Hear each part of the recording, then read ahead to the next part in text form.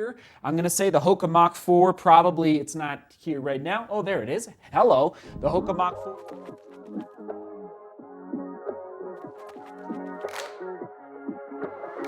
How you doing out there? What a day to be talking about running shoes, and I bring it up today in the studio because just think, if you've been running for decades, okay, decades, 2000, not 20, 2000. I remember the shoes I was running in 2000, so 22 years ago.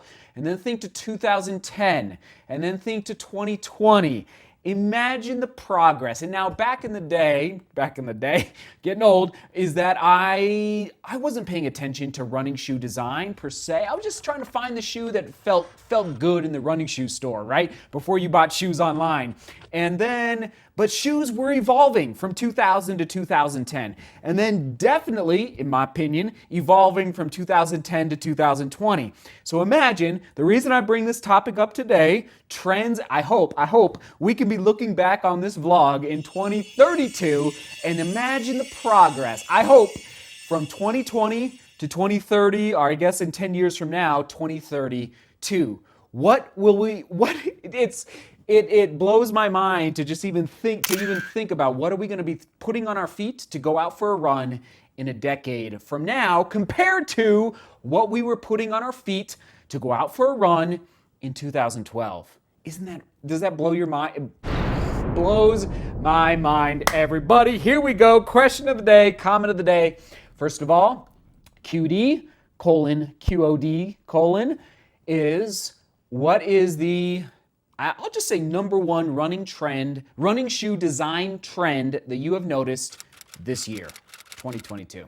What's the number one running shoe design trend that you have noticed this year? Sound good? Comment of the day, we're going with two of them. Brett, he says, Noosa Try 14. Why? Because you give, I don't know if I give the best recommendations, but we're trying, Brett. He says, why? Because you give the best recommendations, Seth. I was looking for a shoe that I could do long runs with marathon pace miles without splashing out on a carbon fiber plate shoe. I love your thought process there, Brett. And the Noosa does the job excellently. Light and responsive, but enough cushion to go the distance. Brett, comment of the day, number one for you. Onward to Lightning, and this I chose two because Lightning Ka-Chow, it connects so well to trend number one that I'm going to share here in a minute. Lightning Ka-Chow says, and this is being pulled, both of these comments of the day are being pulled from the Road Running Shoe Matrix. The Matrix is where I break down what's the best shoe for easy days, middle distance days, long run days, tempo days, etc., race days. So it's linked down below in the description. So Lightning, here we go. Ka-Chow. The main reason why I bought the Saucony Tempest, let's pull it off the shelf, was because I needed more of an up-tempo day shoe that still gave me support where I need it. I love how it is light for a stability shoe, fun to push the pace in, and still keeps me locked in. I watched your full review on this shoe, and that's what made me go out and purchase it. And Lightning Ka-Chow, it's a perfect segue into trend number one that I have noticed in running shoe design is the dual density midsole. It's not just in neutral shoes now, okay? I see this happening now in 2022, but also increasing in 2023, dual density midsoles, okay? Where there's two types of foam in the midsole, which impacts the ride, impacts so much, impacts the durometer, so the feel under step.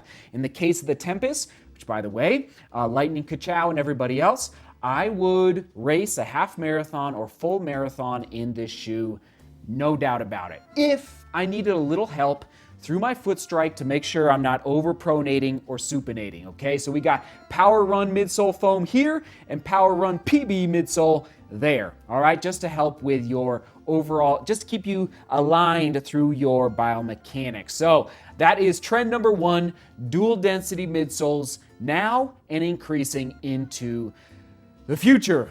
Trend number two, here we go. Let's turn on, hold on. Turn on the caliper. Hopefully I can turn this on here. There we go, okay. Zero it out. We got the Nike Invincible Flyknit original here, Invincible Run Flyknit. We're coming in with 95 millimeters for the width of that outsole, okay. And where is the two? Here's the two, all right. So this is, Hold on. There we go, right there. All right, we're looking at 98 so that was millimeters. So this is 98 millimeters now in the, hold on, right there in the 2. Sorry, it's so small. I don't know if you'll be able to see that. But bottom line, I am noticing an increase in the width of the outsoles to increase the stability of shoes. So I'm thinking Invincible, I'm thinking endorphins, and this connects to trend number 3, which it is not here right now. It's off on a photo shoot for the website, which is linked below. All right, so if you want to check out some of these running shoe reviews,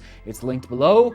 Saucony Endorphin Speed 3, the girth and the volume of running shoes is increasing. Is it for the better? I don't know. We'll see what comes in 2023, which is so exciting just to even think about the Saucony Endorphin Speed 4, the ASICS Nova Blast 4. We haven't even gotten the Nova Blast 3, but it's exciting to think about. So here we go. Trend number, I think we're on number 4. Hold on. There is one of them. Here is number 2, and here is number 3. So the reason, midsoles, one of the reasons that I know this is happening, this is the Rebel V1. It is the lightest. The Rebel V2 is a little heavier, and the heaviest is the Rebel V3. Yes, they are packing more of that midsole foam in there, okay? So they're increasing the girth and the volume of the midsoles. Is it good? Is it bad? I don't know.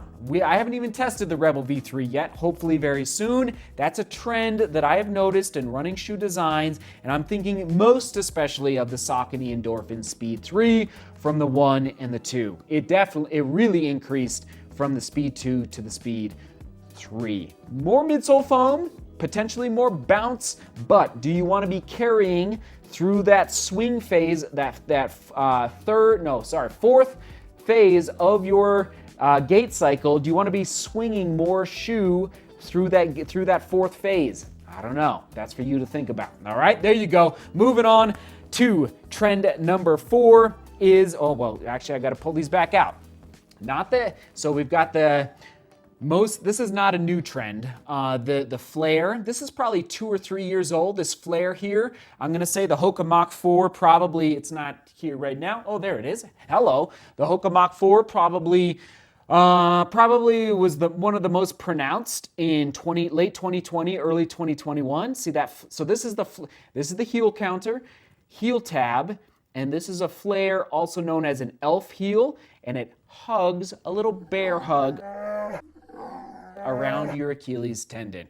If you watch this channel a lot, you know I appreciate a bear hug every now and then in the studio. So the Hoka Mach 4 definitely was big time, and Hoka Mach 5 continued that trend, but now look at, okay, so I don't know if you'll be able to see this, but there's Rebel V1.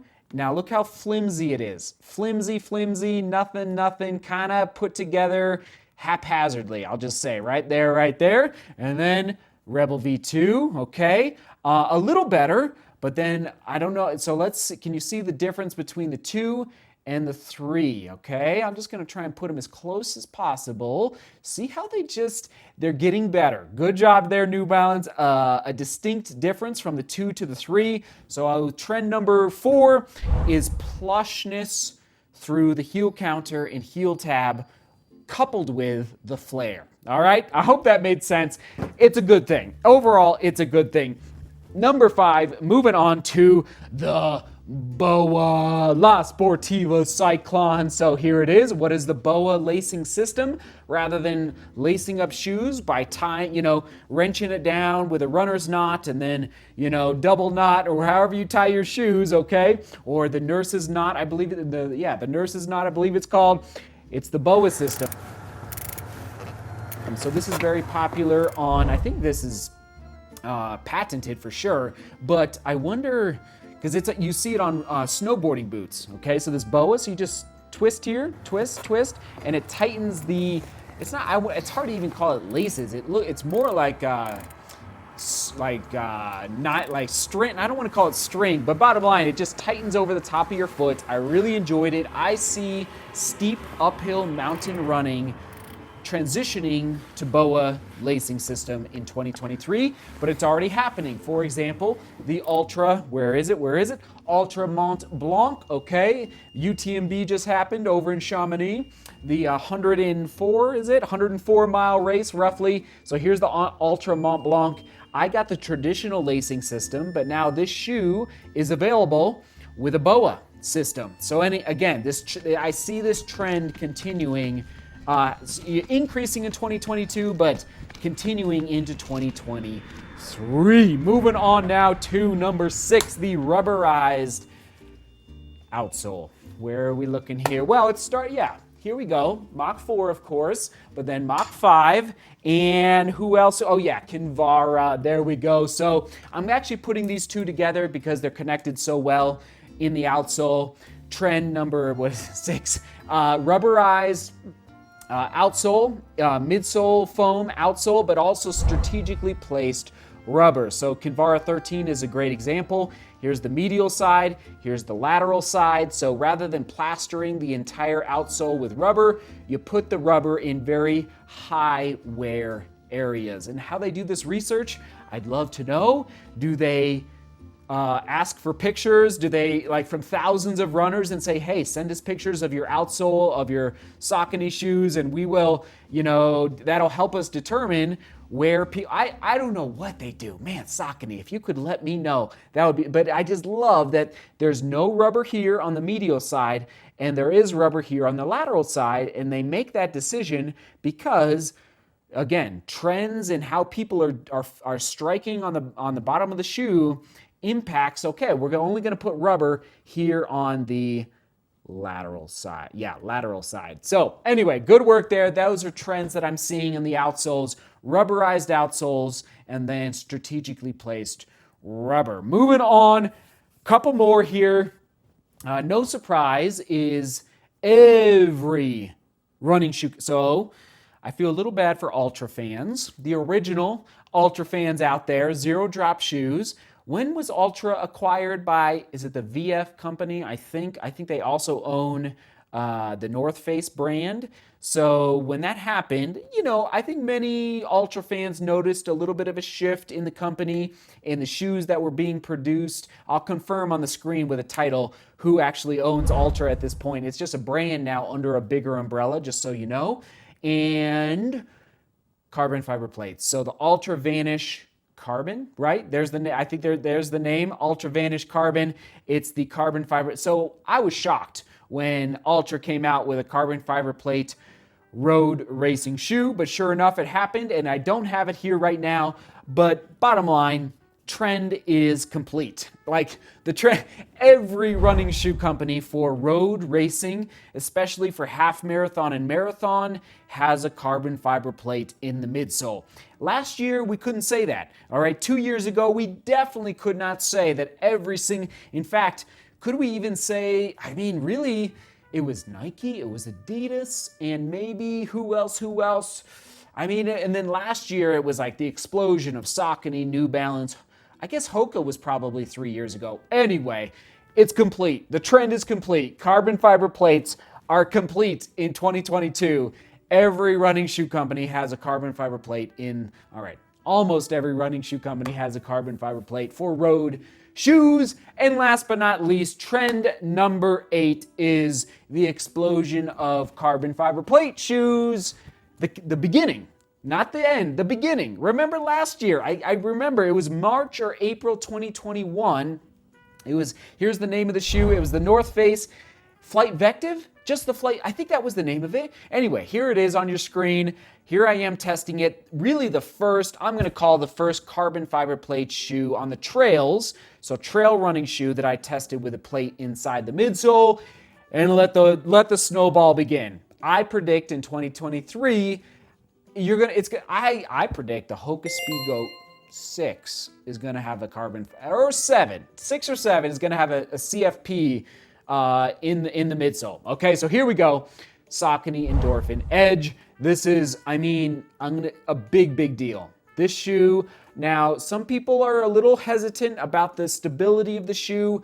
I am bullish on the Saucony Endorphin Edge. And again, all these shoes that I'm talking about, full reviews are listed below in the description. So bottom line, trend 2022, last but not least, is carbon fiber plates beginning to end up in every single running shoe company. All right. And then 2023, probably 2024 is when it's going to be complete. Every running shoe company will have a CFP in their racing midsole.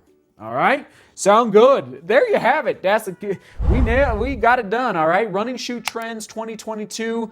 And again, I look forward to reading your comments down below about what trends you are noticing in running shoe designs this year. And if you want to make a prediction for 2023, that is cool as well. Did I miss anything? Dual density, CFPs, BOAs, heel flares. Oh my. I mean, I almost was going to talk about the durometers, but I don't quite have enough evidence yet with respect to has the trend line, from what I've seen, will we trend softer for the durometer scores? I almost put it in there, but decided not to. Anyway, as far as the softness scale, because from the Rebel V2 to the V3, it's essentially the same buttery softness there, all right, in that Rebel lineup. Onward we go. We'll toss it to the Road Running Shoe Matrix 2022. From about a month ago, Road Running Shoe Matrix 2022. Right there, right there, right there. All right, seek beauty, work hard, love each other. See you tomorrow.